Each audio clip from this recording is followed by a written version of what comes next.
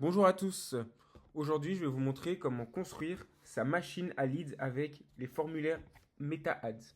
Le système complet pour transformer vos pubs en leads prévisibles, en même un flux de leads prévisibles.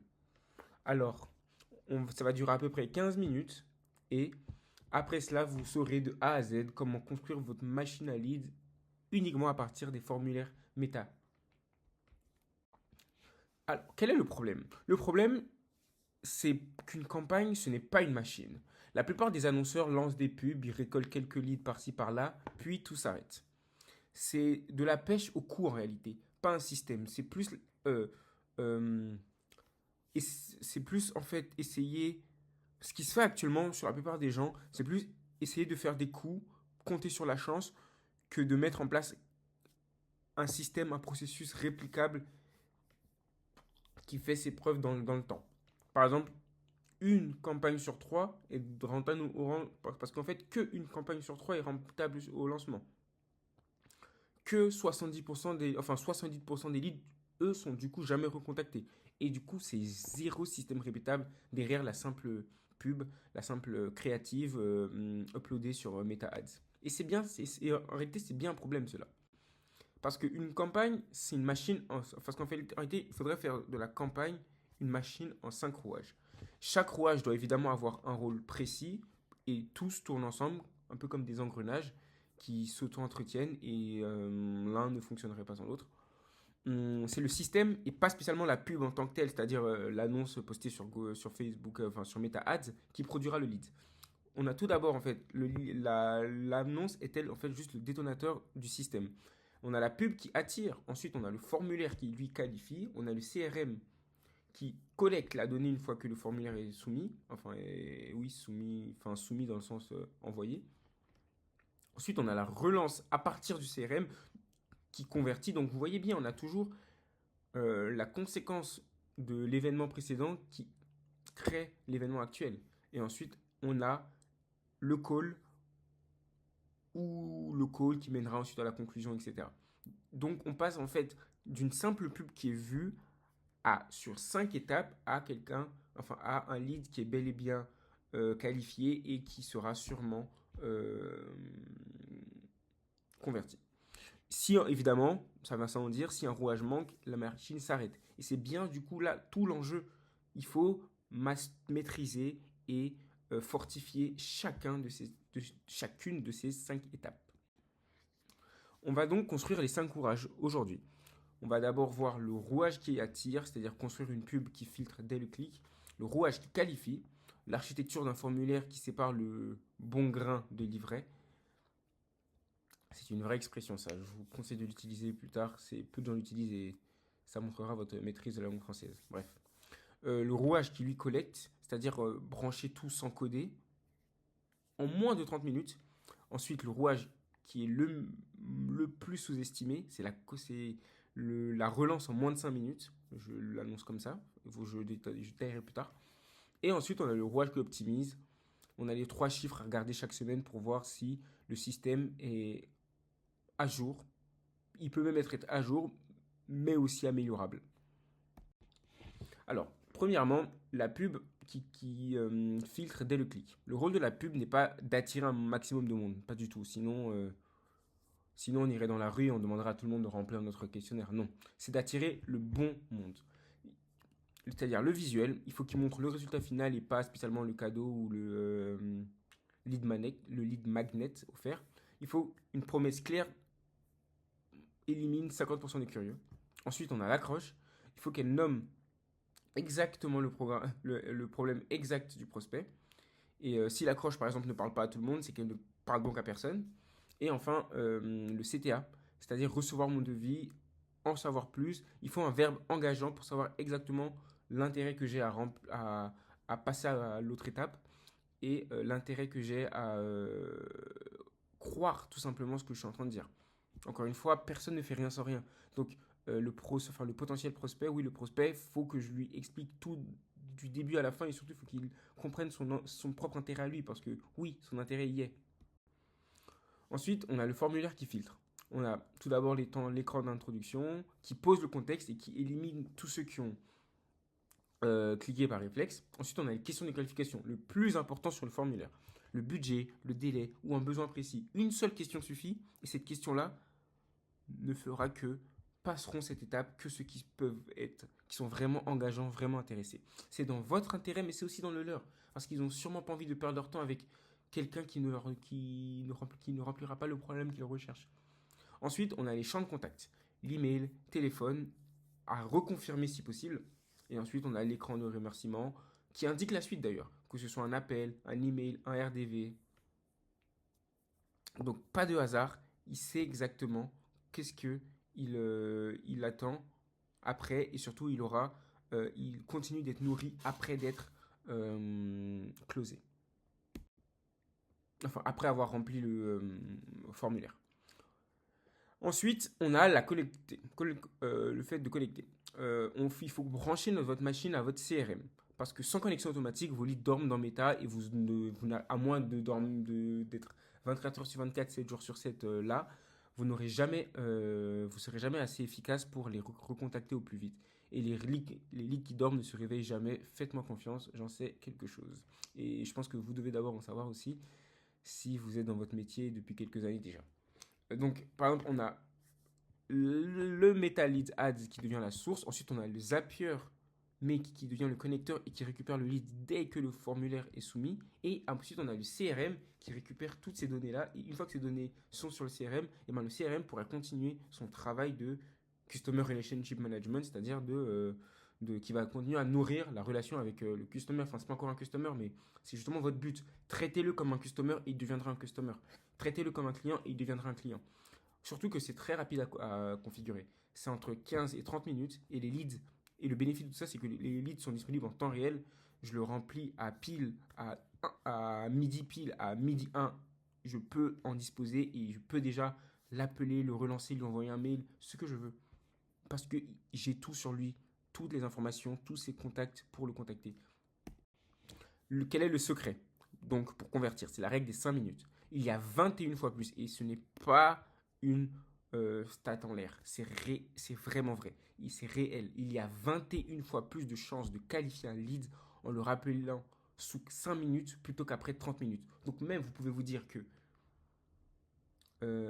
Et quand je dis rappelant, c'est pas forcément l'appel au téléphone. Hein, c'est juste lui montrer que vous êtes là encore. L'exister. Par exemple, plutôt en le rappelant 5 minutes plutôt que 30 minutes. Par exemple, quand vous dites que vous rappelez quelqu'un sous 1 heure, pour vous, c'est peut-être un bon rate, une bonne, comment dire, un bon taux. Pour un humain, d'ailleurs, c'est un bon taux. Mais ce n'est toujours pas assez que ce que ferait une machine de une et ce que le client attend de toute façon. Donc, on voit ici que le lead est reçu via le webhook métier à Zapier avec les intégrations. Ensuite, grâce aux SMS automatiques ou aux emails automatiques, on peut envoyer direct une confirmation immédiate, donc il sait quoi avoir. Ensuite, une tâche commerciale, un appel, quand je dis un appel, ça peut être un email encore une fois, sous 5 minutes pour lui expliquer les prochains steps, pour qu'il prenne un rendez-vous, pour qu'il lise ce qu'il attend. Et ensuite, on peut même envoyer des séquences, c'est-à-dire plusieurs emails s'il ne répond pas, que ce soit au tel, que ce soit au SMS ou que ce soit au premier email. Donc vous voyez qu'on a une multitude de moyens en 2026 du moins pour nourrir les leads et ne pas les laisser mourir. Et surtout les perdre, surtout après avoir dépensé de l'argent sur Meta pour les acquérir. Le but c'est de rendre un lead le plus rapidement et le plus facilement, que ce soit pour lui et que pour vous, client. Et c'est pour ça que c'est un secret que beaucoup de gens savent, mais en fait, juste on néglige et c'est pourtant ultra important. C'est ce que moi-même j'utilise honnêtement, donc je vous donne juste mes techniques qui fonctionnent avec moi et je ne vois pas pourquoi avec vous, par exemple, elles ne fonctionneraient pas. Ensuite, on a donc ici les 3 chiffres à suivre chaque semaine. Pas forcément 10 tableaux de bord, parce que less is more. 3 indicateurs les plus intéressants, parce qu'un seul flanche, c'est là qu'on agit, parce que surtout que souvent, sur un seul flanche, les 2 autres seront sûrement impactés, et surtout, vous allez voir. Par exemple, on a le coût par lead, c'est le niveau 0 des indicateurs. C'est est-ce que le rouage 1 fonctionne. Si le CPL est trop haut, c'est que c'est qu'il faut revoir l'audience ou le visuel. Mais de vous à moi, c'est surtout le visuel. Le taux de qualification, est-ce que le rouage 2 fonctionne? S'il est en dessous de 30%, c'est qu'il faut ajouter une question filtrante parce que ça signifierait qu'en fait, on a des leads, certes, mais ils ne sont pas utiles pour notre activité. Donc, ça a envie de vous dire que c'est du temps perdu. Et c'est souvent là où on se trompe plus d'ailleurs. Et enfin, on a le taux de conversion, c'est est-ce que, excusez-moi, le quatrième rouage fonctionne? Est-ce qu'une fois que on a récupéré le lead, une fois qu'on l'a qualifié, est-ce qu'on a su bien le nourrir pour bien entretenir la relation commerciale et donc pour mieux le closer? Alors, la machine en action, on va voir l'avant-après la machine. Avant, on avait juste un lancement intuitif, sans réelle data, sans réelle méthode, système, comme j'ai l'habitude de dire. On n'avait aucune qualification. On avait des leads connectés en CVS ou encore pire, en CSV plutôt, ou encore pire à la main. Faites-moi confiance, j'en ai déjà vu. On avait des relances manuelles, donc aléatoires, parce que l'humain sera toujours moins précis qu'une machine, surtout sur des tâches rébarbatives comme celle-ci. Et donc on mesurait l'impression, les clics, donc on avait un taux de conversion de 2 à 4%. En absolu, c'est pas mal si on fait du volume. Mais pour 100 personnes contactées en closé que 2 ou 4, imaginez 100 personnes dans une salle et vous devez discuter avec chacune d'entre elles et au final il n'y en a que 2 ou 4 qui vous croient, qui vous convainquent. Ça fait un petit... Enfin, c'est... Moi, personnellement, ça me ferait croire que je suis pas bon, ça me mettrait un coup au moral, alors que souvent, ce n'est même pas ça le problème. Alors que lorsqu'on a la machine complète, on a un système répétable, on a la qualification dans le formulaire, on a la synchronisation sur le CRM automatiquement, on a les relances en moins de 5 minutes, on a la mesure du CPL, du taux de qualification et du taux de conversion, et bah là, on augmente, et ce n'est pas des paroles en l'air, de x4, de 3 à 4 fois la conversion. Donc, on imagine bien que sur 100 personnes, j'en convainc 15 alors qu'avant, j'en convainquais 4 sur mon chiffre d'affaires et donc même sur ma rentabilité. Je quadruple, je quintuple ma rentabilité à minima, vraiment. Parce que sur les deux, c'est les mêmes coûts engagés. J'ai autant de commerciaux, j'ai la pub, elle dépense autant d'argent, le visuel, j'ai dépensé autant d'argent pour le créer. C'est juste que d'un côté, j'ai ma machine qui est complète et qui est répétable et bah, ça fait du bien à mon chiffre d'affaires et surtout à ma rentabilité. Alors, l'erreur à ne pas faire ici, que beaucoup de gens font, c'est surinvestir dans la pub et négliger le reste. C'est-à-dire qu'on aura sûrement beaucoup par lead, mais une conversion catastrophique. C'est que, ok, la pub, c'est l'élément qui coûtera le plus cher, c'est sûr. Mais il ne faut quand même pas délaisser tout le reste parce que c'est un peu comme si vous faites un super produit, enfin une superbe tarte, mais il n'y a personne pour la manger. Bah, cette tarte ne sera jamais jugée à sa bonne valeur. Il faut que la pub soit prise en main, enfin il faut que les conséquences, les outputs, comment dire ça en bon français, les avantages conférés par la bonne pub puissent être bien pris en main par des facteurs qualitatifs aussi dans votre pipeline. C'est-à-dire que si le formulaire est bâclé, vous attirez donc, mais la pub est bonne, alors vous attirez les bons profits, mais vous ne les filtrez pas, les commerciaux passent leur temps sur des leads vides, et évidemment, ils convertissent pas grand-chose. Si le formulaire est parfait, mais sans CRM, alors vous qualifiez bien cette fois-ci, mais les leads dorment dans Meta, et lorsqu'ils vous les exporter, ils sont déjà passés à autre chose, ou alors ils ont même trouvé un de vos concurrents qui lui a su les convaincre. Et si tout est connecté sans relance rapide, alors la machine tourne, mais personne ne décroche du téléphone, parce qu'il sera comme au-dessus, en fait, il serait déjà passé à la concurrence. Ce qui est encore une fois très dommage. Alors, voici votre plan de construction pour construire votre machine en 7 jours. Les 2 premiers jours, vous devez tout d'abord définir votre offre et créer votre politique de confidentialité. C'est quelque chose que Facebook exige. Ensuite, sur le 3e jour, vous devez construire le formulaire avec un écran d'intro et une question filtrante. Sur le 4e jour, vous devez créer la pub avec un visuel résultat et une accroche problème. Sur le 5e jour, vous devez brancher Meta, Zapier, CRM ou alors Meta CRM directement pour tester avec un lead réel pour voir si vos intégrations sont bien mises en place, et enfin sont bien en lien, disons. Et sur le 6e jour, vous devez mettre en place le workflow de relance qui doit être en moins de 5 minutes, j'insiste. C'est une erreur que encore beaucoup trop de gens font. Et sur le septième jour, vous devez lancer avec un budget minimum de 20 à 30 euros par jour, observer pendant 5 jours et ensuite ajuster. Parce qu'une machine, il y a des machines moyennes, il y a des machines bonnes. La plupart du temps, vous commencerez avec une machine moyenne. Ce qui est déjà mieux que n'avoir pas de machine, hein.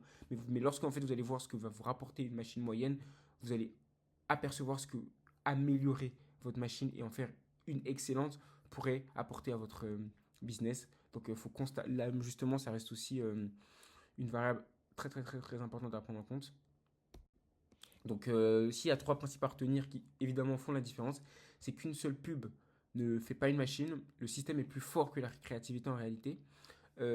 Filtrer dès que le formulaire vaut mieux que filtrer après l'appel. Et surtout, la rapidité de la relance est le seul facteur que personne ne copie parce que c'est uniquement votre agency et votre volonté à faire, à montrer au prospect que vous voulez vraiment de lui comme client, que vous pouvez vraiment l'aider, que vous pouvez vraiment avancer main dans la main. Alors, merci pour votre écoute tout d'abord. Et si vous avez des questions en plus, vous avez mon LinkedIn en bio, vous pouvez m'ajouter et je me ferai un plaisir de vous répondre. Vous pouvez, ou alors aussi réserver un call Calendly si vous avez des questions, comment dire, des interrogations sur sur vos pubs. Peut-être que vous faites déjà tourner des pubs, ou alors peut-être que vous aimeriez en faire. Je peux répondre à tout ça. Vous pouvez même faire un audit, évidemment 100% gratuit. Le but ici, c'est de vous mettre en place vraiment cette machine-là parce qu'elle changera toute votre acquisition.